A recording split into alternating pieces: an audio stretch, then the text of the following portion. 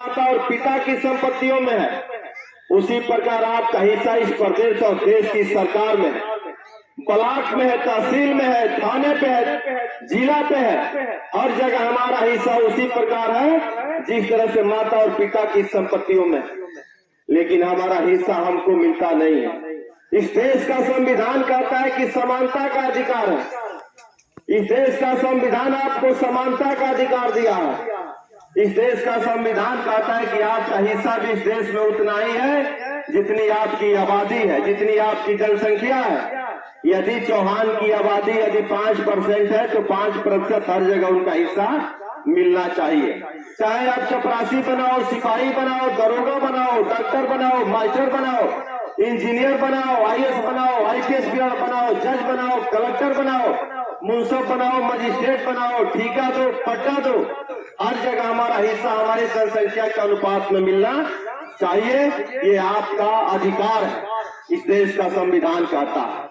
लेकिन हमारा हिस्सा मिलता नहीं है। उस हिस्सेदारी की लड़ाई को लड़ने के लिए हम लोग आप लोगों के बीच में, आप बहुत सारे लोग ये सोचते होंगे कि चौहान समाज के लोग एक कैसे होंगे।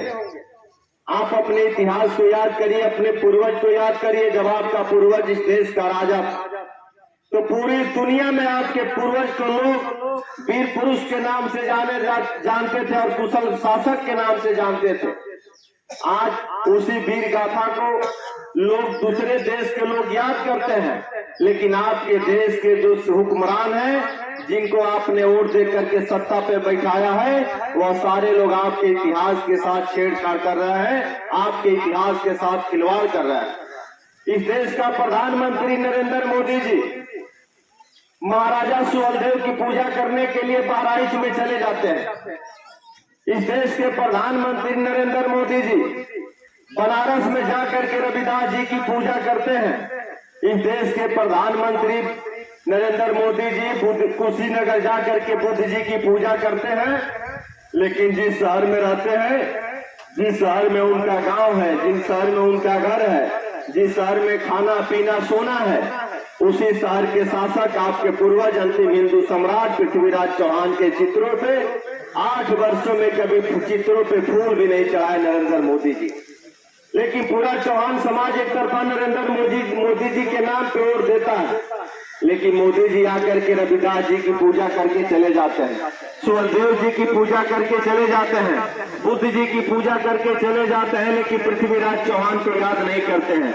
तो हम लोगों ने संकल्प लिया है अपने पूर्वज को याद करने के लिए, अपने पूर्वज की पूजा करने के लिए कि इस देश में यदि हम हैं तो हमारा भी इतिहास जिंदा रहना चाहिए। तो यदि इस देश में अम्बेडकर, रविदास, कालिदास, काशीदास, तुलसीदास, गांधी, गोडसे, सावरकर, सुहेलदेव, परशुराम, महावीर, बुद्ध की पूजा हो सकती है, तो आपके पूर्वज पृथ्वीराज चौहान की भी पूजा होनी चाहिए। आपके पूर्वज पृथ्वीराज चौहान की भी जयंती मननी चाहिए और आपके पूर्वज पृथ्वीराज चौहान की भी पुण्यतिथि मननी चाहिए। इस देश में तमाम महापुरुषों के नाम से स्मारक बनाए गए हैं। इस देश में तमाम महापुरुषों के नाम से पार्क बनाए गए हैं, रेलवे स्टेशन बनाए गए, खेल मैदान बनाए गए, स्कूल बनाए गए, यूनिवर्सिटी बनाई गई, शहर बसाया गया।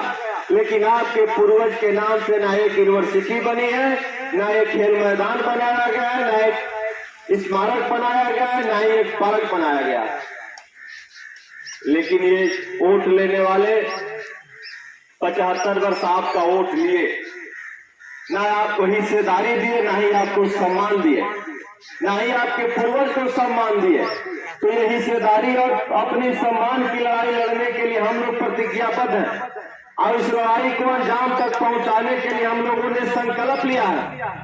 और उत्तर प्रदेश की धरती पे 108 स्थानों पे पृथ्वीराज चौहान महायज्ञ करने का संकल्प लिया गया है कि गाजीपुर से लेकर के गाजियाबाद तक 108 स्थानों पे अपने पूर्वज के नाम से महायज्ञ करेंगे। और जितने लोग अपने समाज के जितने गांव है, जितने घर है, जितने लोग हैं, चाहे वो गाजीपुर में हो चाहे गाजियाबाद में हो, हम सारे जनपद में जाएंगे, सारे गांवों में जाएंगे, सारे घरों तक जाएंगे और सारे लोगों से मिला जाएगा और निवेदन किया जाएगा कि है चौहान समाज के लोग, आप इस देश में हैं तो आप अपने देश में हिस्सेदारी की लड़ाई लड़िए, आप इस देश में अपनी भागीदारी की लड़ाई लड़िए, आप इस देश में अपने सम्मान की लड़ाई लड़िए। इसलिए कि बगैर लड़े हुए कुछ मिलने वाला आपको नहीं है, इसलिए हमें लड़ना होगा और उन लोगों की तरह लड़ना होगा जिस तरह से मुलायम सिंह यादव इटावा मैनपुरी से आकर के अपने लोगों को जागरूक किया, अपने लोगों को संगठित किया। उनके लोग जागरूक हुए, संगठित हुए और उत्तर प्रदेश में 4-4 बार अपनी सरकार बनाए और आज भी बहुत मजबूत स्थिति में उनकी सरकार